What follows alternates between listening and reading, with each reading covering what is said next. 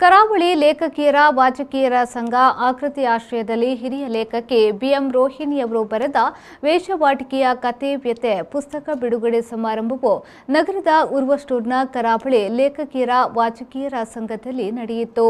ಕೃತಿ ಬಿಡುಗಡೆಗೊಳಿಸಿದ ಸಮಾಜ ಸೇವಕಿ ಹರಿಣಿಯವರು ಮಾತನಾಡಿ, ಹದಿಹರೆಯದಲ್ಲಿ ಯುವತಿಯರಿಗೆ ಲೈಂಗಿಕ ಶಿಕ್ಷಣ ನೀಡಿದರೆ ವೇಷವಾಟಿಕೆಯಂತಹ ಅನಿಷ್ಟ ಪದ್ಧತಿಯನ್ನು ಸಮಾಜದಿಂದ ದೂರ ಮಾಡಬಹುದು ಎಂದು ಹೇಳಿದರು.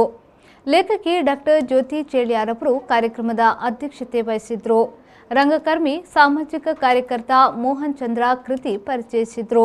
ಹಿರಿಯ ಲೇಖಕಿ ಬಿಎಂ ರೋಹಿಣಿಯವರು ಸ್ವಾಗತಿಸಿ ಪ್ರಸ್ತಾವನೆಗೆ ಇದ್ರು. ತೃತೀಯ ಲಿಂಗಿಗಳ ಬದುಕು ಬವಣೆ ಎಂಬ ವಿಷಯದಲ್ಲಿ ರೇಷ್ಮೆ ಉಳ್ಳಾಲ ಅವರು ಉಪನ್ಯಾಸ ಕೈದ್ರು. ಆಕೃತಿ ಆಶಯ ಪಬ್ಲಿಕೇಶನ್ಸ್ನ ಕಲ್ಲೂರು ನಾಗೇಶ್ ಉಪಸ್ಥಿತರಿದ್ದರು. ಡಾಕ್ಟರ್ ಮಂಜುಳಾ ಶೆಟ್ಟಿ ಕಾರ್ಯಕ್ರಮವನ್ನು ನಿರೂಪಿಸಿದ್ರು.